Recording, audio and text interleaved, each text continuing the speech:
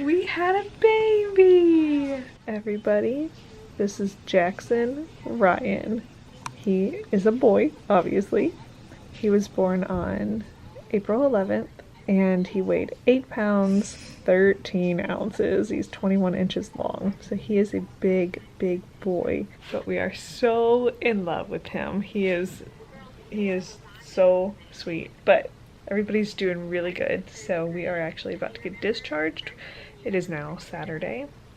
And we're gonna go home and have him meet Ellie and Jonathan. Hey guys! So today I am here to do my labor and delivery story of our son. We had a boy. His name is Jackson Ryan. He was born April 11th at 7:53 a.m. and he was 8 pounds, 13 ounces. But this is him, this is Jackson, and he is like the sweetest little nugget ever.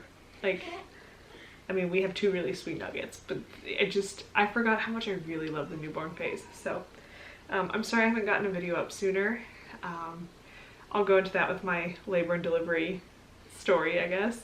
But you know, we've just been adjusting to being a family of 5 and having a newborn and recovering from having a baby and all that stuff. So, but I wanted to get this up here for you guys and tell you all about my labor and delivery. All right, so as you guys know, I was really hoping for a VBAC if I could have one. I've had 2 previous C-sections and my doctor was totally fine with me having a trial of labor to try for a VBAC. Everything looked good on my end. So that was the plan if I went into labor. I didn't want to go too far past 40 weeks though, because the chance of uterine rupture goes up a little bit after 40 weeks from the research that I found. And so we scheduled my repeat C-section for 40 weeks, 3 days, and the plan was if I went into labor naturally before that, then I would try for a VBAC. So I was trying everything to get him out, guys, like everything, and nothing seemed to work at all. I did everything I could think of, everything I've read to do, everything everybody told me to do, and nothing. He just was super cozy in there. So it was, I guess I was 40 weeks one day. I guess that was Wednesday. So Wednesday evening, we were at Bible study and I started having contractions, but they were like 20-ish minutes apart, and it felt literally just like all the prodromal labor that I'd had. Same sort of contractions. They were spread out, so I wasn't really even paying too close of attention to them. And I'm like, I'm just gonna go to sleep tonight and they're gonna go away. That's what they always do. So anyway, we put the kids to bed and we went to bed, and I kept waking up having them. And so I guess it was around 2 or 3 a.m. that I started timing them, and they were like 6 minutes apart and they were getting stronger. So I was like, okay, well maybe this is it, because I'd never been in labor before. So, you know, I was just kind of hanging out and seeing if they were gonna do anything or if they were gonna spread out like they sometimes did. So by about like 3 a.m. they were anywhere from 5 to 6 minutes apart, and they were getting more painful, and they were getting more, like the pain was down low. It was in a more specific area than just all over. And so I was like, well, let me jump in the shower and make sure that, because I was seriously convinced that it was just still prodromal labor, okay? So I'm like, I'll jump in the shower, because that was another thing that would stop them sometimes, my contractions, when I was having them. So I got in the shower and I was having them the whole time I was in the shower, and they were pretty strong. So I was like, okay, well, this is probably it. So so by this time I'm 40 weeks 2 days, because it was technically Thursday. So I was like, okay, well, I guess maybe let's get them in the shower. I'm getting all ready to go to the hospital because I'm probably gonna have a baby today. So I jump out of the shower and I was about to put on a little makeup and clothes, and I was standing there and I felt a gush, and I was like, oh my gosh, my water broke. I looked down and it was blood, and it was quite a bit, and I flipped out because I was like, oh my gosh, did my uterus rupture? Like what? And I knew that if that was the case, then we were in trouble, because that can cut off oxygen to baby and it's a really big deal. I wasn't in a significant amount of pain or anything. It was just the contraction pain. but the blood really scared me. So I yelled at James to get up. I'm like, we're going to the hospital now, now. So he threw everything in the car. Like, I was freaking out. I was terrified that something horrible happened. And so I threw on clothes, we jumped in the car, and we start driving to the hospital, and two deer ran in front of our car, and we were probably within an inch of hitting one of them. Thank goodness we did not hit one of those deer. But yeah, so we get to the hospital, and they were like taking their sweet time getting me back, and I'm still freaking out, obviously. And I had felt him moving, but not a ton. So I was like, okay, well, at least I'm feeling him moving, and I'm still having contractions. So I feel like if my uterus completely ruptured, I don't think it'd still be contracting. But, you know, I was still terrified. So we get back there to triage, I guess, in the L&D, and they found his heartbeat fine. They saw that I was having contractions every 5 to 6 minutes. And she checked me. She called the doctor first because of the blood. She was like, well, I mean, if your placenta's laying low or something, we don't really want to mess with it, you know? And I was like, I know that I didn't have placenta previa. So, but she called the doctor just to see what he wanted to do. So she checked me, and I was only at like a 1 or a 2. So my doctor was actually already on his way in to deliver another baby for another patient. And he's like, you know, obviously, depending on what's going on with me, he would do an emergency C-section if I needed it. So he was almost to the hospital, and they were prepping me for a C-section because they didn't know, like, you know, what was going on with the blood or whatever. His heart rate and stuff was staying very steady. They weren't seeing the accelerations and decelerations that they wanted to see, and so that really freaked me out too. He was just staying very even at like 130 to 137 beats per minute, which isn't bad. It's just they want to see the fluctuations, and they weren't. So that was concerning to me. But then all of a sudden, like right before the doctor got there, he started kicking and moving like crazy and showing off for everybody. So clearly he wasn't in distress. He was probably just sleeping when we got there. He was not one bit concerned with what was going on. He was just loving his life in the belly. But yeah, they still really didn't know for sure why I was bleeding like I was. And so we just decided to do a C-section. I was way too freaked out. Like, before I got in there, not knowing what was wrong and if he was okay was the most terrifying thing in the world to me. And I was like, I just can't do this. Like, if you can get him out safely with a C-section this second, that's what I want to do. It's just one of those things. And so my doctor came in, and he looked at everything, and at this point, you know, he was showing off and looking good. He's like, well, let me deliver, you know, the other patient's baby first, because she's like right there, and then we'll do your C-section. So by 7:40-ish, I was back in the OR, and this little guy came out at 7:53. A little guy. He was not a little guy. But it was funny because at first my spinal wasn't really working well, and it took the anesthesiologist a little bit to get it in the right spot, and it actually hurt. It was like too far over on the left side. I don't know. It felt super weird, guys. I've had a couple spinal blocks in my day now because I've had 2 C-sections and also hip surgeries, and this was bizarre. It felt super funky and not great. And I don't know if it was maybe because I was laboring at the time too and having contractions, and that made it more difficult because I've never been in that situation before.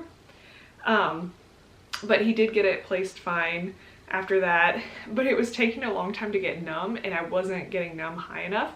So they had to invert the table a little bit so my head was down so that the numbing went higher. I don't know, it was super weird. So like half of the operation I was leaned back a little bit, but it turned out fine. So they got him out, they got his head out, and he was already wailing, like screaming like you wouldn't believe it. My doctor's like, I don't even have his shoulders out yet.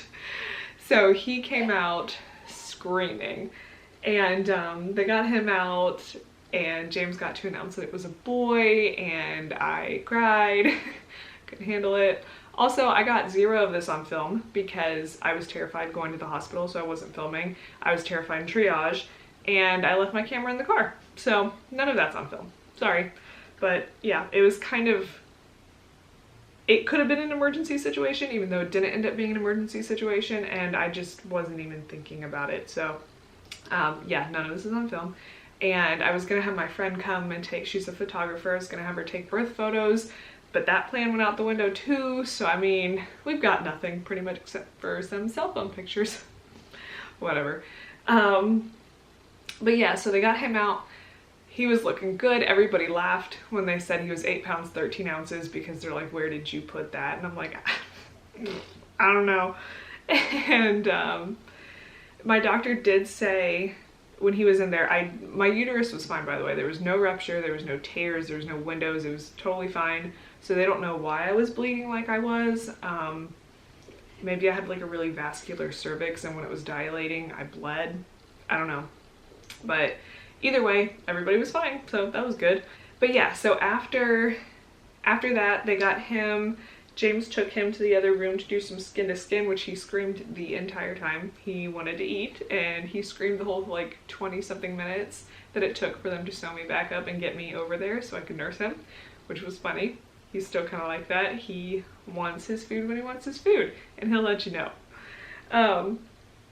But yeah, so anyway, my doctor did say though, when he was sewing me up, that one, I had really, really bad keloid scarring on the outside. And so he took out the keloid scar, which same thing with Ellie. They removed my keloid scar, but it came back. But he told me that they used this new stuff, or he asked me if I wanted them to use it, and I was like, yeah. It's supposed to help maybe prevent keloid scarring. It can help. He said it's not 100% effective, but it could help. So hopefully, we'll see, because I usually get it about 6 months post-op is when I start really noticing the raising of the scar. So we'll see if it stays flat and nice. I hope so, but either way, doesn't matter. That, and then he also asked if I had had a hard time working out before I got pregnant this time with my abs. And I was like, not really, why? And he said that I had a pretty significant diastasis recti. I have no idea if I'm saying that right, but my abs are separated basically. And he doesn't think it was just from this pregnancy, but it could be because he's such a big baby. So that is definitely something that I'm going to have to work on once I can start working out again, because I know that there's certain workouts you can do to help with that. Hopefully it's not so bad that it would need like surgical repair. I don't think so. He didn't make it sound that bad, but he said, you know, it was very obvious that there was a separation there. So I do have that, but everything else looked really good. But yeah, this recovery has been so much better than what I had after Ellie. I don't know why. And obviously I'm still very sore, and there's a lot of things that I still can't do right now. I still need a lot of help with stuff, but I truly was in pain for almost 3 months after my last C-section. And by pain, I mean I was still sore at 3 months, and didn't feel back to myself until 3 months. And, you know, like I said, I'm definitely not 100% right now, but so far the recovery has been a lot better. So I'm really thankful for that. I didn't have issues this time. Like with Ellie last time, I could not pee. After they took the catheter out, I could not do it, so they had to put in catheters in. I don't even know how many times. It was ridiculous. And I had a reaction to something they were giving me last time that I was so itchy and miserable the whole time I was in the hospital. This time it was fine. I had a really good experience this time around. The doctors and nurses and everybody who we were in contact with were amazing. And we were definitely ready to go home after 2 nights though. So he was born first thing on Thursday morning, and we got to leave like Saturday around noon. So that wasn't too bad at all. And we were very thankful to get out, because it's so hard to sleep when you're in the hospital, you know? But my milk came in Friday evening, because he cluster fed all Thursday night, which was totally fine by me, because by Friday night my milk was in and he was sleeping pretty good. And he still sleeps decent at night. It's just really hard to get him down at night at first. He freaks out for a while, but once he's asleep, he's good. Like, we had to wake him up both times to feed him last night. He probably didn't actually get down to sleep until about midnight, like for the night. And then I woke him up at 3 and 6, and then we woke up for the day around like 7:30. So, and he slept well in between, so hopefully he continues to like sleep once he's asleep, because that's super helpful. And he is sleeping in a bassinet by our bed, which is just helpful right now because I don't have to get up and out of bed a bunch at night. James is helping me change him and do it and handing him to me in bed. I feed him and then he puts him right back in the bassinet when I'm done, so I don't have to get in and out, in and out. And it's going well so far. So that is pretty much it for our labor and delivery video. I'm sorry I don't have actual footage of any of this, but that was the story. And this is our little guy. I'm so excited that he's a boy. I think I really wanted a boy because I had 2 brothers and I loved having 2 brothers. And so I was pretty excited when we found out he was a boy that we're gonna have the same sort of family dynamic that I had. I still really loved having my 2 brothers, and I loved that it was just my mom and I for girl stuff and, you know, stuff like that. So, but yeah guys, that is it for my labor and delivery story. I hope you guys enjoyed it, and thank you so much to everybody who's followed along on this journey to our 3rd baby. But I'll give you a close-up of Jackson so you can see him a little bit better. He is snoozing. There you go, Papa. There's Jackson. Alright guys, well I hope you enjoyed this video, and I will see you in my next video. I'm gonna do either a postpartum update at some point or his little update. I'll probably try to do both, but I don't exactly know when and what order, but I will try to get those up for you pretty soon. But I hope you guys are doing great, and I will see you in my next video. Bye guys. Bye guys.